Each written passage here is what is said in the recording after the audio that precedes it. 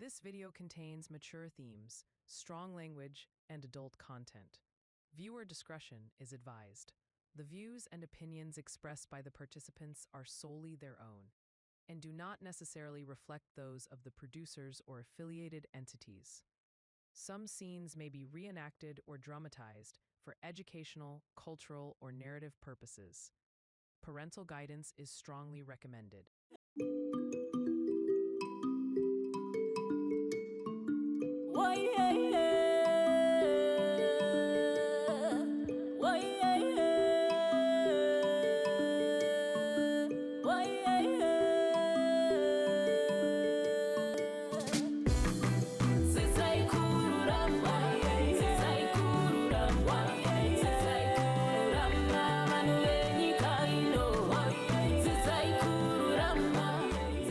Kubvunza kuti chii chiri kuitika kumba chazoita kuti imimi musvike pakuuya kuno kuRational, asi musati mapindura ipapo makaziva sei nezvedu Rational Channel? Ini ndakazvionawo pasocial media.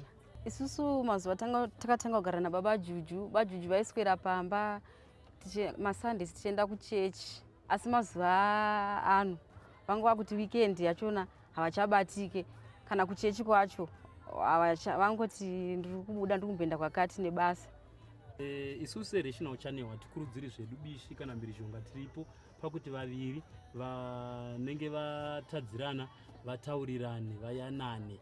Right, imi makasimba here hana zvekuti tikakuudzai kuti basa riye ramakatituma takaita baba Juju tiri kuziva kwavari tikaenda nemi, makasimba hana here? Hongu hana yangu yakasimba nekuti ndoda kunyatsonozvionera ndega pasina kufungidzira kwandaiita. Matauriro enyu ari kuratidza kuti makashatirwa. Aiwa, tinoziva zvinowanika. Saka izvezvi vakomana vedu vachaenda nemi, voenda nemi kuna baba Juju. Kana masvika ikoko tinokukumbirisai kuti musazotema munhu nechinokuvadza, asi kubudisawo misodzi kana kuradza shungu dzako hakurambidzwi. Saka regai tidedze vakomana vaende nemi.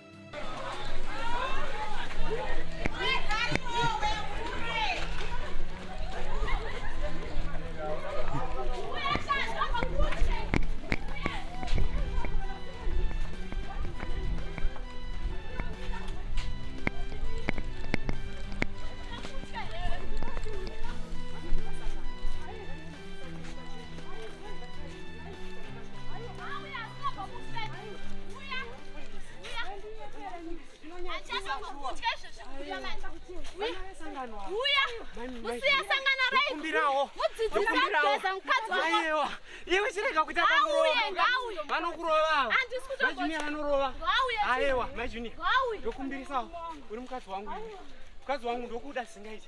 Ndakaitawo mistake. Ndakatazowo. Chichasangana nawo kani? Inga mwana wesangano. Kansawo mfundisi wako uzonenzi kudii. Aiwa. Chisiyana na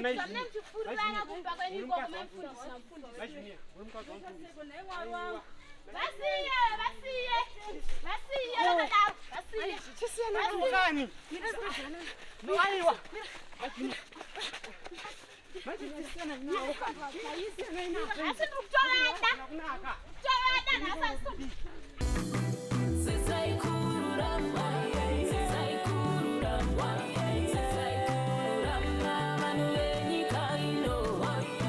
This is Black Spirit Unfiltered.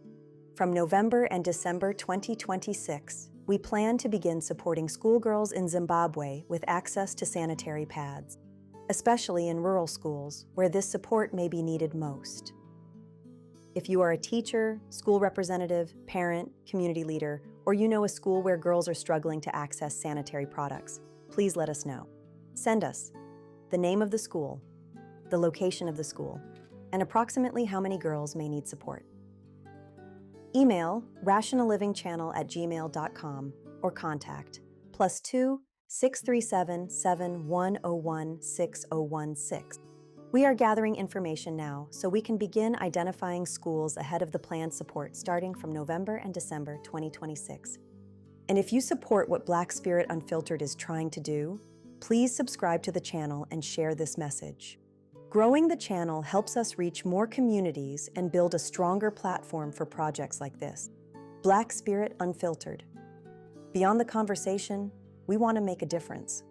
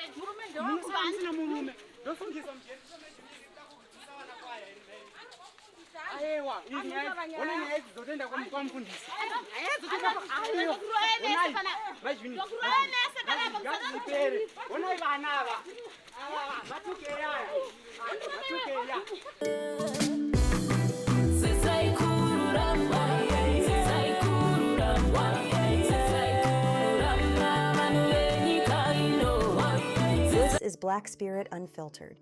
From November and December 2026, we plan to begin supporting schoolgirls in Zimbabwe with access to sanitary pads, especially in rural schools where this support may be needed most. If you are a teacher, school representative, parent, community leader, or you know a school where girls are struggling to access sanitary products, please let us know. Send us the name of the school, the location of the school, and approximately how many girls may need support. Email rationallivingchannel@gmail.com or contact +2 637 7101 6016. We are gathering information now so we can begin identifying schools ahead of the planned support starting from November and December 2026. And if you support what Black Spirit Unfiltered is trying to do, please subscribe to the channel and share this message. Growing the channel helps us reach more communities and build a stronger platform for projects like this. Black Spirit Unfiltered. Beyond the conversation, we want to make a difference.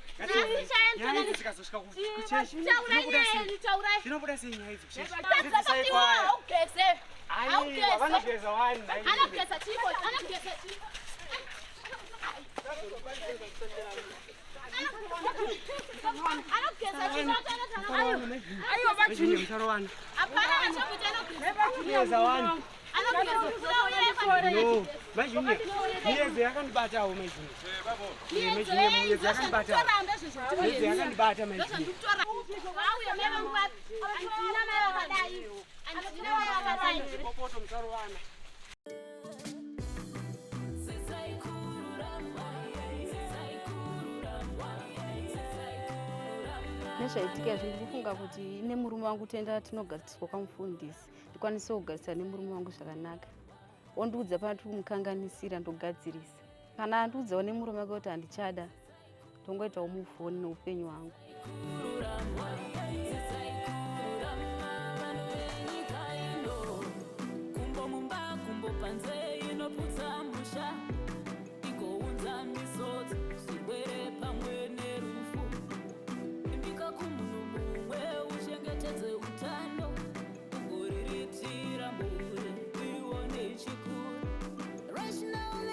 channel inoda vacheche vapone.